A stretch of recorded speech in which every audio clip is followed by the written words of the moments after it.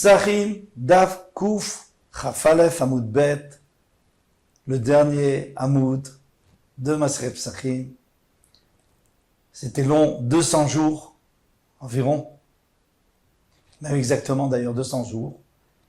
Et Baruch Hashem, on va terminer aujourd'hui. Alors une dernière, pour terminer une petite histoire, Rav Simlaé et Klal et Pilion Aben. Rav Simlaé était une fois invité à Pilion Aben pour un rachat du premier-né. Baoumine, on lui a posé la question, Pshita. Alors, avant de lui poser la question, on lui a dit Pshita. Il y a une chose qui est évidente pour nous. Al Pilion Aben, que sur le Pilion Aben, à chaque jour, Al Pilion Aben, donc on fait la bracha. Avia Ben Mevarer, ça c'est sûr, c'est le père qui fait la bracha parce que c'est lui qui a l'obligation, pas le Kohen. Maintenant, Baruch Shechianu Vekimanu Veganu Lazman Hazeh. Mais la deuxième bracha, Shechianu Vekimanu Veganu Lazman Hazeh, qui nous a permis d'arriver à ce jour-ci. Alors, Kohen Mevarer, est-ce que c'est le Kohen qui fait la bracha? Ou Avia Ben Mevarer, ou alors c'est le père du bébé. Quelle serait la raison?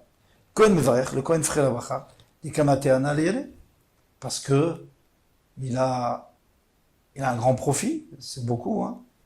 C'est comme quelqu'un qui s'achète un nouveau costume, il fait la bracha chez Chiano. Et lui, il a reçu une grosse somme d'argent. Ou Avia Ben Mevarer, des Kavin Mitzvah, ou alors c'est le père de l'enfant qui doit faire la bracha parce qu'il a fait une mitzvah comme le lave, etc. Lave Beyadé. La vérité, il n'avait pas de réponse. Ata, chez le Bémidrasha, il était allé au Bétamidrash, il a posé la question. Amrouli nous dit, Avia Ben Mevarer Shtaim. C'est le père qui doit faire, le père du bébé qui doit faire les deux brachot. Velcheta viaven mevarer shtaim. Et là, la c'est que c'est lui qui doit faire les deux brachot. Adran alach arve psachim, vesalik alach masechet psachim. Donc on a fini la masechet psachim, Baruch Hashem, Mazal Tov. Pour tous ceux qui ont fini et ceux qui n'ont pas fini, c'est bien aussi. Tout ce qu'on a pu apprendre ici, c'est magnifique, c'est merveilleux. On a appris à la fin le Seder, mais on a aussi appris tous les ilchot du Korban Pessah et des Korbanot, et le Chametz, etc.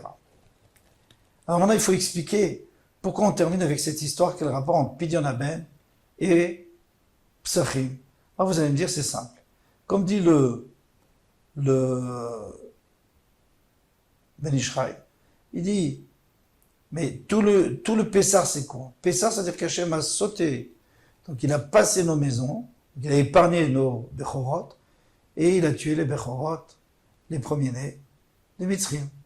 Donc c'est normal qu'on finisse avec Bechor, le rachat du Bechor.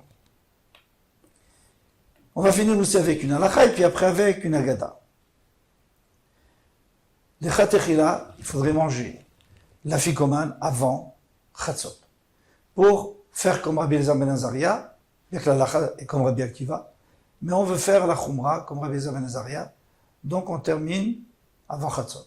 Maintenant, quelqu'un qui a un problème parce qu'il n'arrive pas à terminer le Seder, donc jusqu'au deuxième kos, il voit que Chatzot arrive, alors il peut terminer, mais il lui reste quelques minutes. Alors si il fait motzi, bien sûr, il mange la matzah, tout ça, mais imaginons qu'il voulait manger l'afikoman, donc il ne pouvait pas manger le repas. Alors qu'est-ce qu'il fait? Il y a un moyen de s'en sortir. Il prend un kaseï de matzah, il dit, ce kaseï de matzah, je le mange avec la condition. C'est-à-dire, si la halakha c'est comme Rabbi Akiva, donc je remangerai l'afikoman à la fin de mon repas. Et à ce moment-là, ça serait après Chatzot, mais c'est pas grave, Rabbi Akiva lui permet jusqu'au matin. Mais si c'est comme Rabbi Elazar ben Azaria, alors dans ce cas-là, eh bien, le morceau de matzah que je mange maintenant, c'est mon afikoman. Et j'attends Chatzot, et après je peux manger mon repas, parce que d'après Rabbi Elazar ben Azaria, j'ai pas besoin d'attendre le matin pour manger ou boire. Je peux tout de suite après. Parce que d'après Rabbi Elazar ben Azaria, l'afikoman, c'est terminé. Il n'y a plus rien après Chatzot. Donc je peux manger mon repas normalement. D'après Rabbi Akiva, non, je peux pas manger après l'afikoman. Pourquoi? Parce que c'est jusqu'au matin. Très bien. Maintenant, la gata. Alors, on a vu que pour être yotse de Pessah, il faut s'imaginer qu'on est nous-mêmes sortis de Mitzrayim. C'est très difficile, parce qu'on n'a jamais été esclave. Alors, d'abord, esclave ne veut pas dire seulement physiquement, c'est aussi moralement. Alors malheureusement, on peut très bien être esclave de notre Yetzer Hara, de notre mauvais penchant qui nous fait faire des choses qu'on ne voudrait pas faire. Maintenant, on est aussi esclave de l'extérieur. Ça veut dire que ce qui se passe en dehors, c'est Paro, Mitzraïm et je sais pas, tous les Français, les Anglais, tout ça. Eh bien, l'influence de l'extérieur a un pouvoir sur nous. Et c'est de cette influence qu'il faut se débarrasser. Et ça, on peut s'en débarrasser comment? En se préparant au Pessah.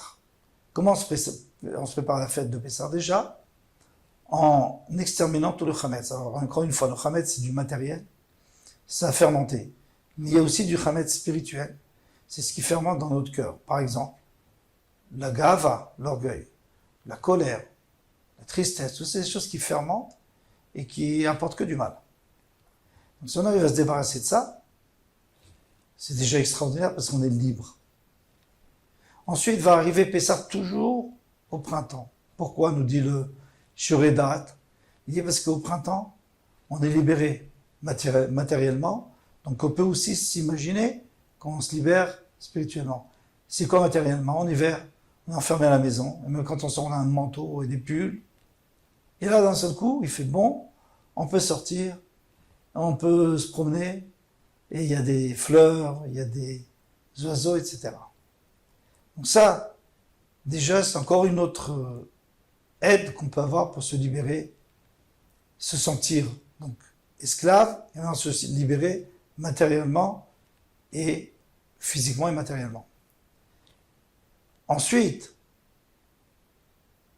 ce Chametz dont on veut se débarrasser n'est pas toujours facile. Parce que des fois, il nous en reste pas mal et on n'a pas envie de s'en débarrasser, ni matériellement, ni spirituellement. Parce que c'est notre façon de vivre. Alors la première chose, c'est de se débarrasser totalement physiquement. Alors, il y en a qui ont l'habitude de vendre leur Chametz. Il faut être sûr que c'est une très bonne vente, c'est pas évident. Mais moi, je vais vous raconter une histoire d'un tzaddik qui s'appelait, c'était un homme pachout qui avait un bar, un bistrot. Il s'appelait Raphaël, c'était le seul moyen de gagner, c'était un des moyens de gagner leur vie. On pouvait pas, en Russie, on ne pouvait pas acheter de terrain. Donc, il avait l'auberge. Et il recevait les goïms qui venaient boire de la vodka. Arrive Erev Pessah, il vendait la vodka aux goïms. Très bien. Mais une année, le curé a décidé qu'on n'allait pas racheter. Il a dit à tout le monde, il a dit, c'est pas la peine de le racheter. De toute façon, si vous ne le rachetez pas, eh bien, ils vont l'abandonner et vous pourrez le prendre gratuitement. Pourquoi vous allez racheter? Ils se sont donné le mot. Et voilà qu'Erev Pessah, il essaye de trouver un goy, il ne trouve pas. Il ne sait plus quoi faire. Il l'abandonne. Il dit, bon, alors je laisse il ouvre la porte de son auberge et il abandonne. Efker, c'est plus à moi. Vous pouvez rentrer, prendre. Il rentre à la maison, il est tout content, même s'il sait qu'il va perdre des fortunes, parce qu'ils vont pas seulement prendre sa vodka, mais ils peuvent tout massacrer, sans parler des squatters, etc., des SDF.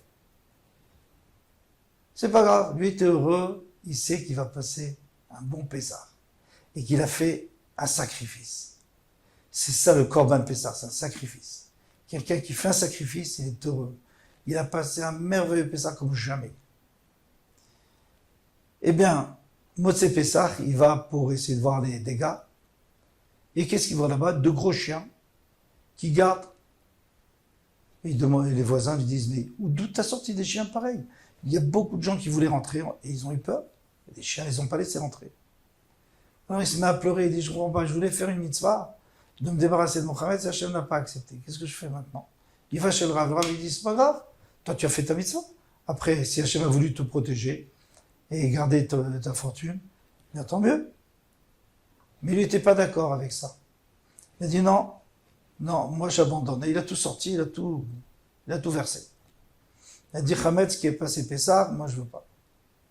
Il a tout versé. Eh bien cet homme, qui était âgé, qui n'avait pas d'enfant, ils ont eu un enfant dans l'année, ils l'ont appelé Rav Avraham, il l'appelait Avraham, et c'est le fameux Rabbi Avraham Tchernov qui a éclairé cette génération. D'ici, on voit que celui qui fait un effort pour arriver à Pessah, se débarrasser du maximum de Chametz, matériel c'est sûr, mais même spirituel, qui arrive à se débarrasser des influences extérieures, Paro, Mitzrayim, et tout ce qu'on trouve à l'extérieur aujourd'hui, et on a toujours trouvé d'ailleurs, et qui arrive un petit peu à se débarrasser de son Yitzhara, et qui se sent réellement libre, et bien ça c'est un vrai Pessah. Et c'est ce qu'on nous souhaite à tous, Bezrat Hashem, de passer un Pessah dans la Geoula Shlema, Mazal Tov. À bientôt pour la Masechet Shkalim. Kol Tov.